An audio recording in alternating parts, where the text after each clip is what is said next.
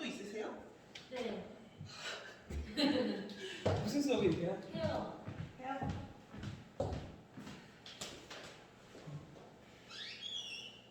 그 수업 다 끝나면 몇 시간 되실 거예요? 5시요. 5시. 아직 점심 못 먹었어. 그러니까요. 이 수업 끝나면 빨리 빠르게 점심 먹어야 돼. 그러니까요. 아 참. 앞 수업이 좀 일찍 끝나나요? 12시? 12시? 그 바로 이어서 하실 수 있어요? 근데 정리하셔야 되죠? 네. 그럼- 피곤해서 정리하는데. 정리하면 또 이 시간 되죠? 아니 좀 땡겨서 식사를 조금 빨리 할 수 있게 해볼까 해가지고.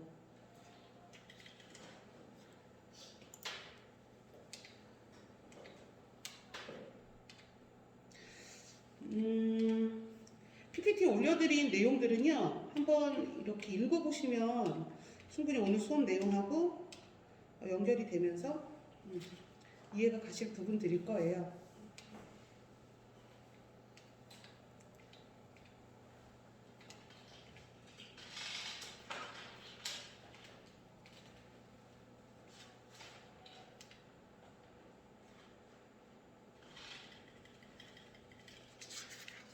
PPT 내용들을 읽어보시면 충분히 사진하고 같이 있어서 이해가 되실 것 같고요. 오늘 향수하고 수업 끝낼게요. 저분 기절하셨네요.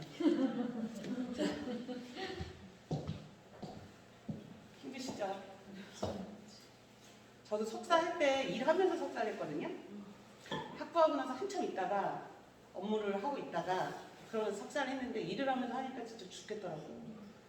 그리고 그때 쌍둥이가 또 어렸을 때예요. 쌍둥이가 애기인데 또래 둘이잖아요 쌍둥이.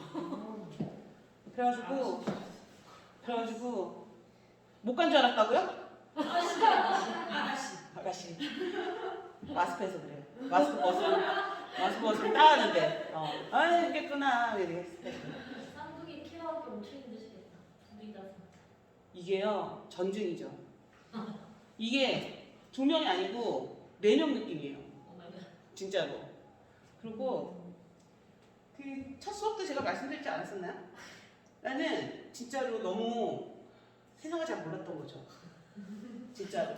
나는 정말 내 월급을 다 투자해서 도우미 2분을 쓰고 난 열심히 일도 하고 애도 키우고 이렇게 아주 그냥 버릇없이 생각을 했죠. 안일하게. 그래서 이제 쌍둥이기 때문에 그 도와주시는 분이 잘 안 와요. 힘들죠. 부모도 힘든데 아무리 뭐 직업이라고 해도. 그래서 되게 가진 게 많은 사람은 아닌데 2분을 고용을 했어요. 저희 이제 미국에서 계속 살았었으니까 저희 부모님 미국에 계시니까 도와줄 사람도 없고 또 시댁은 가까이 살지만 연세가 이제 80이시니까 또 도와줄 수가 없고 6남매 막내 아들하고 결혼을 해가지고 그러니까 이제 도와줄 사람이 없잖아요. 뭐 그러니까 도와주실 분을 이제 섭외를 했죠. 2분을 모셨죠. 그 이제 내가 이렇게 계획을 세워서 이렇게 말씀을 드릴 거 아니에요. 절대 따르지 않습니다. 그리고 2분의 캐릭터가 절대 달라요. 그래서 그렇잖아요. 그럴 수 있잖아요. 이해는 되는데 나 다르지, 이 2분 의견이 다르지. 이제 배는 산으로 가는 거예요. 쌍둥이는 울고 이런 거죠. 한 번은 너무 답답해가지고 100일이 됐을 때 제가 원래 술을 잘 마셔요. 좋아하고 살이 좀 빠졌다라고 하시는 건 술을 못 먹어서 거예요. 아파서. 아무튼 그래요. 그래서 술을 좋아해요. 근데 이제 애기 갖고 있는 동안 못 먹었고 임신 준비하면서 못 먹었고 그러니까 근 2년 동안 못 마신 거야. 쌍둥이니까 이렇게 애기들 모유 수유를 해야 되는데 2명을 모유 수유하기란 쉽지가 않습니다. 그러니까 그게 막 그런 사람들도 있겠지만 저는 아주 평범해서 그거를 모유 수유가 되게 어려운 거예요. 그래서 처음부터도 아예 그냥 분유반 모유반으로 하자라고 생각은 했지만 그것도 그 모유도 안 나오더라고요. 아무튼 그래서 100일 이제 남편이 나를 바라보는 게 너무 딱한 거죠. 술 좋아하는 애가 한 2년 동안 술을 못 먹었으니까 딱 해서 모유는 안 나오는데 모유 수유는 해야 되겠다는 그 부모의 그런 마음 사실 아무 일도 됐었는데 너무 힘들게 이제 한 거예요. 아줌마들은 또 그 도우미 분들은요 둘이 싸워. 둘이 싸워요. 내가 맞다, 네가 맞다. 근데 난 그걸 또 중재해야 돼. 싸우면 아무래도 애기한테 스트레스가 갈 거 아니에요. 그러니까 또 그것 때문에 막 스트레스가 많이 받는 찰나에 모유 수유 100일까지만 해야 되겠다 생각을 했어요. 그러고 나면 내 스스로도 내 자식한테 난 최선을 다했어. 뭐 이렇게 99일째 되는 날 저희 남편이 그러더라고요. 맥주 개 따라 이렇게. 그래서 99일까지 모유 수유를 하고 100일째부터 맥주를 마셨어요. 물도 조금 마셨지만. 그래서 쌍둥이 키우는 게 장난이 아니더라고요. 그때 쌍둥이가 막 태어나고 10개월 정도부터 제가 석사 시작했거든요. 그러니까 저희 어머님이 이제 저한테 독한 것 싫어하고 하셨죠. 저희 어머니 되게 좋으시거든요. 되게 좋으신데 그런 말씀을 하시더라고요. 그만큼 이제 힘든 거죠. 네, 여러분들 일하시면서 공부하시는 거 진짜 높이 삽니다. 진짜 높이 살아요. 근데 저도 아마 그때 뭐 독하네 어쩌네 이런 소리 들어서 또 막 뭐 여러 가지 상황을 핑계 삼아 그만했다라면 아마 지금까지도 석사도 못했고 당연 박사도 못했을 거예요. 그러니까 여러분들도 이겨내시면 잘하실 겁니다. 화이팅! 이제 향수 좋아하십니까? 네. 아 좋아하시죠? 어떤 계열의 향수? 보시면요 향수에 되게 여러 가지 종류가 있어요. 플로럴 그러면 플라워 생각나잖아요, 그죠? 꽃향기. 그 다음에 시트러스, 뭔가 시큼한 느낌, 그죠? 오렌지, 이런 시큼한 느낌이고요. 그 다음에 오리엔탈. 이건 되게 애매한 좀 무거운 정도의 향이에요. 그리고 시프레는 약간 향을 촉촉한 나뭇잎의 그런 느낌, 좀 싱그러운 느낌. 네, 우디 계열 많이 들어보셨죠? 네, 우드 나무, 그죠? 그래서 막 숨을 크게 쉬면 그 풀숲에 있는 듯한 나무숲에 있는 듯한 느낌의 그런 무거운 느낌. 또 그다음에 뭐 플룻 아시잖아요? 플루티 과일향 달콤하죠. 달콤한 향들을 우리 플루티라고 그러고요. 그린 하면은 역시나 좀 신선하고 좀 고급스러우면서도 초록색 색상들을 연상시키는 그런 향을 우리 그린 향이라고 해요. 자, 그 다음에 아쿠아 오션이 있거든요. 아쿠아 하면 물이잖아요. 그죠? 그럼 물의 느낌, 물과 바다에서 느껴지는 그런 시원한 느낌의 향. 때를 우리 아쿠아라고 하고요. 또 파우더 있잖아요. 뽀송뽀송하고 베이비 파우더. 그죠? 베이비 막 이런 느낌. 그래서 뭐 벨벳처럼 부드럽고 순수하고 뭐 약간 달콤하고 이런 향들을 우리 파우더리라는 계열이라고 해요. 자, 어떤 계열 좋아요? 플로럴, 그린, 시트러스, 상큼한 거. 다 좋아. 저는 개인적으로 예전에 그거 아세요? 원래는 이게 남성향, 여성향이라는 게 있고 유니섹슈얼 그래서 남자 여자 같이 쓸 수 있는 것들이 있는데 한때 한 20년 전에요. 향수가 우리나라에서 붐을 막 이룰 때였어요. 한 25년 정도 돼요. 그 전에는 소수의 사람들이 그냥 상징적으로 사용하는 전문직의 사람들이 사용하는 정도 내지는 아주 오래되신 분들이 아주 올드한 향, 그 왜 아저씨 향이라고 하는 대표적인 그런 향들 그죠? 아빠 스킨 냄새 그죠? 그래서 예전에는 그랬었다라면 30년 전, 25년 전부터 해서는 사람들이 향수에 대한 전문적인 지식을 조금씩 습득하게 되고요. 그 이유가 왜 그러냐면 그 전까지만 해도 해외여행에 대해서 굉장히 부담스러워했어요. 그리고 비자라는 거를 받는 것도 어려웠고 우리가 뭐 FDA를 체결하네 아니면 이 나라와 무비자를 뭐 서로 설정을 하네 이런 것들이 이루어지면서 대학생들도 쉽게 해외를 나갈 수 있고 그러다 보니까 향수를 접할 기회가 굉장히 많아졌어요. 그래서 굉장히 전문적으로 향수에 대해서 알고 있으신 분들도 있고 온라인상에서 활동하시는 분들도 있고 저희 회사 역시도 향수를 굉장히 많이 병행 수입하는 편입니다. 자, 향수는요 가장 향수하면 딱 떠오르는 게 뭐예요? 내 옛날 남자친구 아닌가요? 그 사람 향기 그죠? 그래서 왜 그러잖아요. 우리 길을 이렇게 가는데 뭐가 쓱 지나가는데 그냥 뒤돌아보게 되면 내가 안에 익숙해. 그렇지? 아니면 저 향 진짜 나 사고 싶었는데 어머 저 사람한테 가서 물어보고 싶다 향수 이름 그런 적들이 있으시잖아요. 그만큼 그 한 사람의 개성을 정확하게 표현해주고 인식시켜주는 게 향기예요. 특히나 우리나라 사람들이 향에 되게 민감한 편이에요. 아세요? 그래서 향기 있는 음식들 우리 많지 않아요. 무난하죠, 그냥 다. 물론 마늘이라는 강력한 향신료를 쓰긴 하지만 지금은 그래도 또 뭐 그 쿡방이라 그래서 쿠커들, 그러니까 셰프들이 많이 방송에도 출연하고 이러면서 다양한 향신료들을 음식에 넣기는 합니다만 기본적으로 향나는 음식에 대해서 거부반응이 좀 있어요. 틀어졌어요. 오늘은 감사해요. 그러니까요. 그래서 예를 들면 동남아시아나 이런 지역 가면 향신료들 굉장히 많이 발달해 있고요. 중국 역시도 춥지 않은 지방은 특히나 더 향신료가 많아요. 그 이유가 뭐냐면 우리는 저장 음식을 많이 먹죠. 추웠으니까. 그죠? 그런데 상할 이유가 없잖아요. 향신료를 많이 넣을 필요가 없어요. 그런 더운 나라일수록 식자재가 많이 상할 수도 있기 때문에 후추를 많이 넣는다랄지 아니면 다른 여러 가지 잎사귀를 넣는다랄지 그래서 향신료들이 발달을 해요. 그래서 우리나라의 향수가 맨 처음에 들어왔을 때 가장 무난한 향수 플로랄 계열이 가장 인기가 있었어요. 가장 무난하죠. 접근하기가 쉽고 꽃향입니다. 꽃향은 우리가 집에서도 맡아본 적도 있고 꽃다발을 통해서 받아본 적도 있으니까요. 자, 플로럴 중에서도요. 싱글 플로럴가 있고 싱글 플로럴 부케가 있어요. 부케 아시죠? 결혼할 때 부케. 부케 한 가지 꽃으로 안 하잖아요. 여러 가지를 섞죠. 그래서 여러 가지 꽃향을 섞은 걸 플로럴 부케라고 하고요. 딱 한 가지 꽃만 했다. 장미, 로즈오또 뭐 이런 것만 넣었다라고 하면 싱글이라고 불러요. 자, 향수는 탑노트, 미들노트, 베이스노트 세 가지로 나눠져요. 향수 자체를 만약에 하나만 넣었다라고 하면요, 거기에 알코올을 섞었다 그러면 물론 뭐 플로럴이면 뭐 싱글자를 다 붙이면 돼요. 그런데 대부분은 그렇게 됐을 때 향수라는 표현을 잘 안 써요.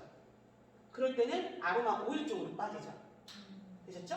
향기가 나는 아로마 계열인데 얘네들을 섞어서 첫 번째 나는 향, 두 번째 나는 향, 마지막에 나는 향 세 가지로 나누었을 때 우리 향수라고 불러요. 자, 첫 번째 나는 향은 뿌리자마자 탁 오는 향이에요. 보통 어떤 것들을 많이 쓸까요? 무겁게 가라앉는 향을 첫 번째 팍 하진 않죠. 처음에 탁 했을 때는 산뜻하면서 경쾌하면서 발랄하면서 시원하면서 이런 향들을 대부분의 향수들이 고수를 해요. 굉장히 특이한 향수들도 있어요. 뭐 예를 들어 페로몬 향수. 그래서 뭐 성호르몬을 자극한다. 이런 목적으로 가진 그런 특이한 향수들이 아닌 우리가 제너럴하게 일반적으로 노멀리 사용할 수 있는 향수들을 탑노트는 보통 굉장히 가벼운 향을 써요. 자, 그래서 이 탑노트는요 뿌리자마자 한 10분 안에 사라지는 향이에요. 기분만 살짝 좋아지게 하는 거죠. 그래서 하루 종일 이 향기가 가지는 않아요. 자, 미들노트는 당연히 탑노트하고 베이스노트의 중간이 되겠죠. 뿌리고 나서 30분이나 1시간이 있으면 사라집니다. 그러니까 이런 경우 있겠죠. 내가 내 남자친구를 만나, 내 남편을 만나, 친구들을 만나, 잠깐 만나 그러면 탑노트가 강한 친구들. 그 향수의 종류가 오데 코롱 종류예요. 오데 코롱은 그 기간이 되게 짧아요. 그래서 거의 탑노트 그 향기만으로 그냥 끝나버리는 경우가 많아요. 오데 코롱 안에도 미들노트도 들어가고 베이스노트도 들어가지만 시간이 너무 이 향기가 머무는 시간이 짧아서 거의 첫 향을 맡고 사람들은 미들하고 베이스를 잊어버리게 돼요. 자, 오데 코롱 같은 경우는 샤워하고 나서 전신에 다 뿌릴 수 있어요. 그래서 샤워 코롱이라고 우리나라에 출시가 됐었던 게 오데 코롱이에요. 자, 향수는 배우면 배울수록 되게 재밌는데요. 아로마처럼 외워야 될 것도 엄청나게 많아요. 중요한 건 우리가 향기를 다 배울 건 아니니까요. 각 향기들의 특징을 좀 확인을 하고요. 자, 마지막으로 이제 이 향기가 쭉 내가 향수를 뿌려서 처음에 한 10분 정도 머물렀던 탑노트가 있고요. 10분 이후부터 해서 1시간까지 머무는 미들노트가 있고요. 마지막에 베이스노트가 있는데요. 베이스노트 같은 경우는 2시간에서 3시간 정도 흘러가요. 그러니까 머문다는 거죠.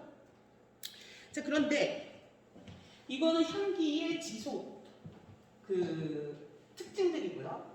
향수에는 퍼퓸이라고 합니다. 그래서 영어로 만약에 향수 우리나라 말로 치면 퍼퓸 이렇게 뜨죠. 뭐 오데코롱 아니면 오드뚜알레 뭐 이렇게는 안 떠요. 그래서 그냥 우리 향수 그러면 퍼퓸이다라고 생각을 하죠. 자, 퍼퓸은 가장 농도가 강해요. 그래서 이렇게 뿌리지 않습니다. 좀 전에 말씀드렸던 오데 코롱, 샤워 코롱이라고 부를 수 있을 정도의 약한 그 농도는 우리가 스프레이도 전신에 뿌리지만 그 퍼퓸 같은 경우는 두세 방울 정도는 충분히. 향기가 안 나서 채취가 막 나고 막 땀 냄새가 나는 것도 참으로 힘들지만요. 향이 너무 강해도 힘들어요. 같이 밥을 먹을 수 없잖아요. 그죠? 우리가 뭐 여러분들은 그 고수라는 풀을 좋아하시는 분도 있을 텐데요. 근데 저 같은 경우도 최근에는 좀 몸에 좋다 그래서 억지로 먹어야죠. 먹는데 뭐 베트남들도 베트남 쌀국수 먹을 때 그거 꼭 빼달라고 그러고 해외에 가도 그거 꼭 빼달라고 그러고 하거든요. 그런데 걔가 싹 고수가 들어가면 화장품 먹는 거 같잖아요. 그 이유는 뭐냐면 향기가 강해서. 그리고 화장품 먹는 거 같잖아요. 하지만 좋대요, 건강에. 잡숴요. 아무튼 그 다음에 이제 그래서 퍼퓸은요 한 길게는 7시간까지 가니까 내가 아침에 뿌리고 회사에 출근했다가 집에 돌아올 때쯤까지도 그 향이 남아있는 거. 굉장히 강한 거죠. 그래서 퍼퓸 종류는요, 퍼퓸들은 100ml, 200ml는 없어요. 5ml, 7ml, 진짜 많은 게 10ml. 그런데 대부분 농도가 낮은 애들 있죠. 이런 애들 스프레이 해야 되기 때문에 50ml, 150ml, 200ml까지도 나오고요. 진짜. 그래서 이제 같은 향기여도요, 퍼퓸하고 뭐 오데 뚜알렛은 우리가 가장 일반적으로 쓰는 퍼퓸, 그러니까 향수라고 쓰는 것들인데 이게 보면 얘는 요만하고 얘 이만하거든요. 가격은 얘가 더 비싸요. 그게 이제 퍼퓸이죠. 그래서 7시간까지 어떤 향은 좀 묵직한 향들은 10시간까지도 가요. 퍼퓸은. 그리고 오드 퍼퓸은요 약 5시간 정도 가고 오더 뚜알렛은 한 3, 4시간 정도 가고요. 오데코는 더 짧겠죠? 1, 2시간 정도. 그래서 이렇게 향수의 지속력 그리고 향수의 무게감에 따라서 향수도 이렇게 나눠져요. 우리들이 가장 많이 쓰는 건 오데 뚜알렛. 네.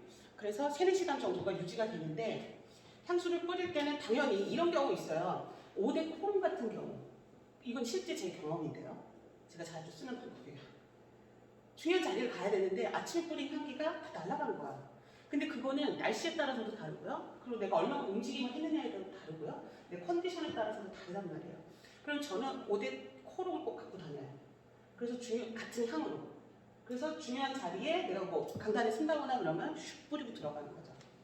일반적으로 향수는 내가 어떤 그 자리에 가기 30분 전에 뿌리셔야 해요. 아셨죠? 내가 예를 들면 출근을 한다. 그러면 지하철에서 사람들을 만나겠죠. 아니면 버스에서 사람들을 만나겠죠. 그럼 30분 전에 뿌리시는 거예요. 그리고 내가 오데 뚜알렛을 사용을 한다면 이게 한 4시간 간다 그랬잖아요. 오전 시간 쭉 지나고 나서 중요한 미팅이 한 4, 5시에 있는 거야. 그러면 다시 한번 뿌려주셔야 되잖아요. 그럼 30분 전에. 그랬을 때 상대방이 가장 불편하지가 않더라. 또 식사 전에 뿌리면 될까 안 될까요? 안 되겠죠. 그죠? 식사 전에 뿌리면 그 향기 때문에 음식의 향을 느낄 수가 없고요. 그죠? 자, 향수를 뿌리는 방법들을 되게 많이 말씀을 하시는데 우선은요. 피부에다 직접적으로 뿌려주는 게 가장 맞아요. 흐린 향일수록 심장 각동이 있는 곳에 뿌려요. 그렇죠. 여기나 목 뒤나 그죠? 그리고 이 안쪽, 이쪽도 팔을 많이 움직이잖아요. 이렇게 하잖아요. 그러니까 여기도 뿌려요. 그런데 여기에 나는 땀띠도 잘 나고 습진도 생기고 땀도 많이 나. 그럼 여기 뿌려주시면 안 되겠죠. 향수 자체는요, 기본 베이스가 알코올이에요. 근데 알코올을 피부에다가 닿게 되면 어떻게 될까요? 발진이 생길 수 있어요, 충분히. 따라서 내가 맨 처음에 여기 발라보고 귀 뒤에 발라봤는데 간지러워. 이러신 분들은 어쩔 수 없이 옷에 뿌려주셔야 돼요. 옷에 뿌리는데 옷에 바깥에 어깨에 만약에 뿌렸다고 쳐봐요. 그럼 이제 햇빛이 직접적으로 그럼 알코올하고 햇볕하고 오일까지 만나면 얘는 착색돼요. 그죠? 그렇다고 해서 내가 겨드랑이에 뿌려. 이렇게. 이 땀 냄새하고 정말 희한한 냄새가 날 거예요. 그죠? 그래서 내가 만약에 향수를 뿌리겠다고 하면 우선 무거운 향은 아래쪽에 뿌려줘요. 근데 어디 뿌리냐면 이 뒤꿈치죠. 뒤꿈치가 아니고 여기 뭐죠 이거? 여기. 여기. 네. 그리고 내가 스커트를 입었다 그러면 무릎 나쁘지 않아요. 그리고 내가 좀 가벼운 향이야. 향기가 여기서부터 천천히 올라오면 좋은데 너무 가벼워서 여기서 멈춰버릴 수가 있기 때문에 가벼운 향은 위쪽에다가 뿌려줍니다. 그래서 될 수 있으면 내가 향기를 뿌린다. 그런데 햇볕을 좀 피해야 되겠다. 그럼 내가 이렇게 만약에 베스트를 입고 있으면 베스트 쪽에다 뿌리는 거죠. 그러면 직접적으로 안 부딪히고. 그리고 난 다행히도 트러블이 하나도 없어. 그럼 너무 땡큐예요. 단 꼭 잘 씻으셔야 돼요. 진짜? 주의해야 될 건, 진짜 주의해야 될 건 꼭 땀이 많이 나지 않은 곳에. 절대 땀이 나는 곳에다가 뿌리시면 안 돼요. 그리고 될 수 있으면 얼굴 쪽에는 안 하시는 게 좋고요.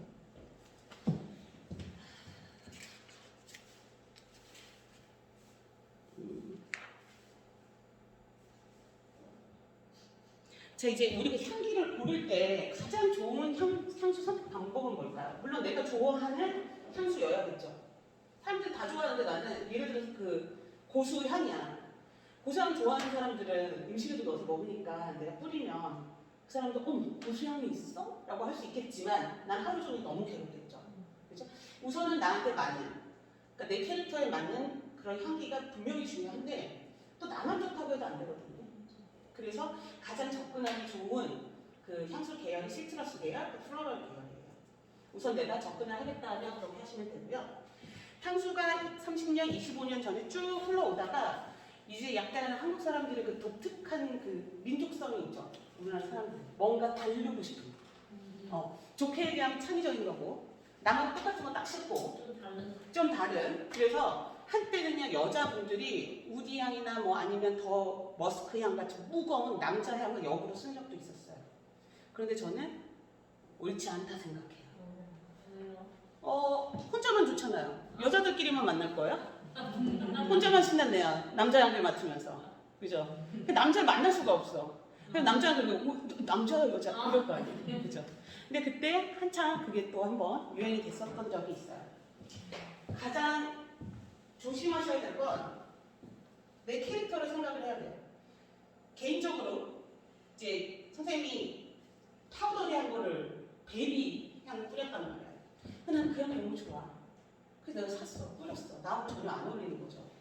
근데 내가 좀 보이시하다, 아니면 내가 여성하다, 아니면 나는 좀 발랄 귀엽다, 이런 캐릭터들도 잘 파악을 해야 돼요. 그래야만 매칭이 딱 되면서 그 사람을 기억하게 되죠. 실제로 저 대학교 때 이거 녹화해도 되나? 대학교 때 되게 오래 만난 남자친구가 있었어요.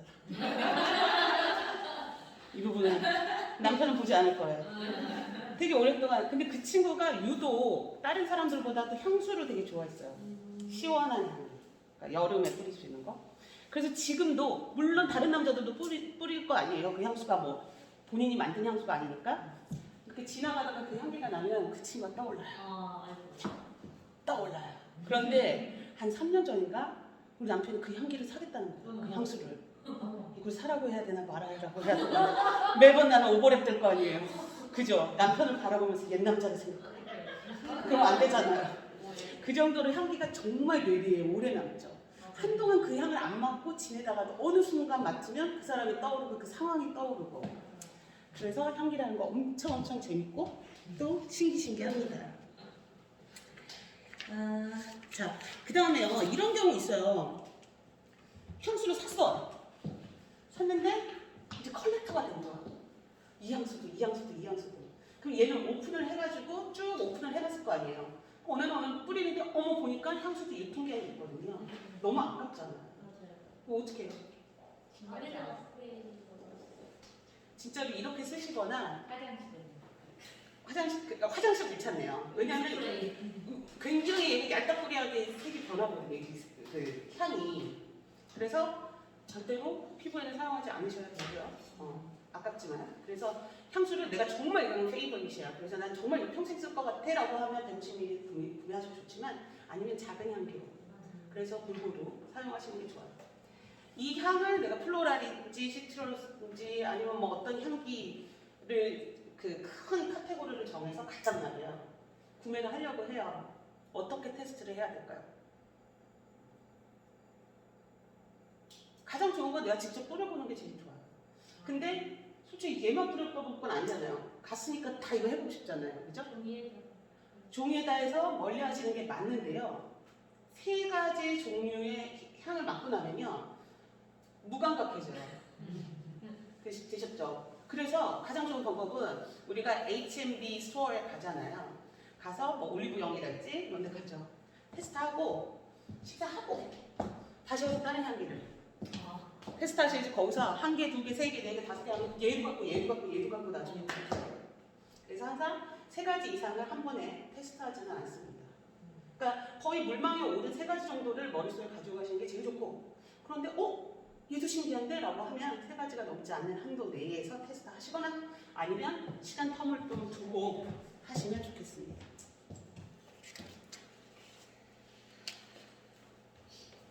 자, 이제 네일이에요, 네일.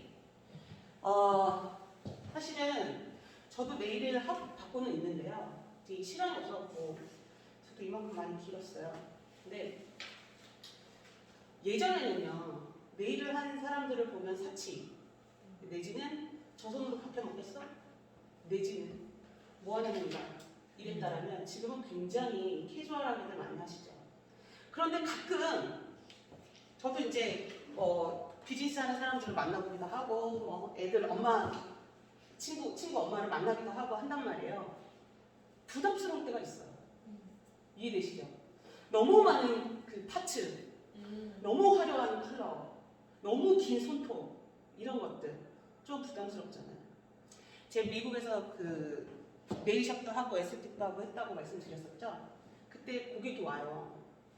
그러면 정말 보신 적이 있을까 모를 정도로 손톱이 이만해요. 우와. 이게 손톱이 자라면 나중에 어떻게 되는지 아시죠? 휘어요. 이렇게 휘어요. 이렇게 휘어서 카드 결제할 때도 이렇게 잡고 펜을 잡고 이렇게 하는 거예요. 이렇게 못 잡지. 이게 걸치니까요. 그래서 우리는 생각을 했죠. 과연 그녀는 화장실을 오마이갓, 그죠? 아니 뭐 밥도 이렇게 먹을 수도 있고 사인도 이렇게 할 수 있잖아요. 이거 이렇게 잡으면은 그죠? 이렇게 해서 이렇게 사인한다니까. 이렇게 사인하고 밥도 뭐 이렇게 포크로 먹으니까 젓가락 아니니까. 그래서 화장실 기대요 또. 외국은 많이 안 사는 뭐 어떤 부부가 있으시고 도구. 기발한 아이디어예요. 그들만의 도구가 있을 수 있어요. 그런 분들을 봤을 때 사실은 저도 샵을 운영하면서 감사하죠. 와주시니까. 그럼 우리 케어 선생님들이 굉장히 힘들어해요. 그렇죠. 힘들고 부담스럽고 혹시라도. 근데 그런 분들이 있어요. 이런 분들 사실 눈살을 찌푸리게 하잖아요. 우리가 면접 때는 당연한 거고요. 우리가 데일리로 사람을 만날 때도 너무 화려한 손톱, 너무 긴 손톱 내지는 반대로 손톱에 때가 껴있어. 각질이 막 크릭크릭 잔뜩이야. 군살이 막 잔뜩이야. 손톱은 균일하게 깎이지 않고 울퉁불퉁 깎았어. 마치 손톱을 물어 뜯은 것처럼. 그 작은 부분도 내 이미지에 굉장히 큰 영향을 준답니다. 되시죠? 그런데 당연히 면접 때 파츠도 이따만 거 붙이고 막 시뻘겋게 퍼렇게 까맣게 이렇게는 안 할 거 아니에요. 하지만 우리가 휴양지를 가, 하지만 우리가 여행을 가, 그럴 때는 가끔 화려하게 하는 것도 굉장히 좋다. 자, 면접 때는요, 어떤 컬러가 좋은가요? 누디하고 다른 옷들과도 너무 튀지 않고 너무 도드라 보이지 않는 컬러로 깔끔하게 손을 정리하는 게 좋습니다. 자, 그러면 그냥 아무것도 안 바른 손톱이 좋을까요? 아니면 누디하든 화려하든 손 매니큐어를 하는 게 좋을까요?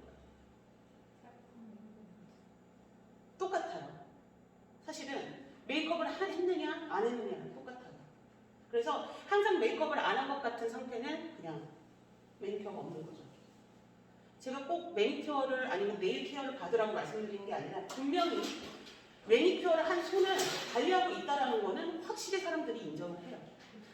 그 사람 자신 스스로를 관리를 하고 있기 때문에 내가 어떤 업무를 지시했을 때 또는 협업을 했을 때 잘 해낼 수 있겠다라는 신뢰감을 줘요. 그렇기 때문에 네일 컬러를 컬러도 중요하지만 네일 케어를 한다는 건 되게 중요하다. 근데 실제 그렇잖아요. 손도 예뻐, 섬섬옥수야. 그리고 진짜 안 발라도 너무 예쁜 거 있잖아요. 너무 예뻐서 막 손톱도 바디도 길고 막 예뻐. 근데 이쪽은 손이 못생겼어. 근데 네일 케어를 깔끔하게 한 거야. 그렇게 했을 때 전문적으로 보이고 좀 더 지위가 있어 보이는 건 어쩔 수 없이 네일 케어하는 손이다. 그래서 그만큼 네일 케어도 굉장히 내 이미지 메이킹에 중요한 부분을 차지한다는 겁니다. 자, 네일을 직접 집에서 관리하시는 분. 근데 헤어 하시는 분들은 사실 그죠? 네일 케어 하기도 좀 어렵죠. 아무래도 손 많이 쓰니까. 그리고 피부 청소하시는 분들도 마찬가지거든요, 사실은. 손톱은 못 기르잖아요. 네, 못 기르고. 근데 저는 짧게 해요. 지금 뭐 제가 직접 실무를 하진 않지만 짧게 하는 이유가 저희는 또 타이핑을 많이 하니까. 그래서 이렇게 네일 하신 분들 여기로 타이핑 하잖아요, 여기로. 맞아요. 손끝으로. 손끝으로 못하고. 맞아요. 그리고 이 손끝으로 하면 이 젤 네일이 더 빨리 까져요. 네네 부서지니까 그런 부분도 있어요. 그럼에도 불구하고 다시 또 관리를 한다라는 연상을 할 수 있으니까 네일 케어는 우리가 좀 신경을 둘 필요가 있습니다.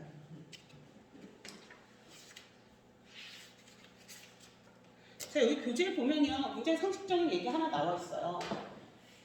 뭐 네일 케어를 하던 네일 케어를 안 하든지 간에 사실은 손톱이 깨끗하고 건강하고 핑크빛인 거가 가장 기본이잖아요. 우리가 메이크업을 아무리 잘하고 뭐 화려한 옷을 입고 뭐내 퍼스널 컬러를 찾았다고 해도 이 기본 피부가 관리가 잘 안 됐다고 하면 우리가 이미지가 잘 메이킹됐다라고 말을 못하는 것처럼, 그래서 손톱 건강에도 신경을 써야 된다, 이런 사소한 것까지도. 그래서 뭐 단백질, 당연히 아연, 구리 이런 것도 골고루 해서 무기질이라 얘는 단백질이니까요.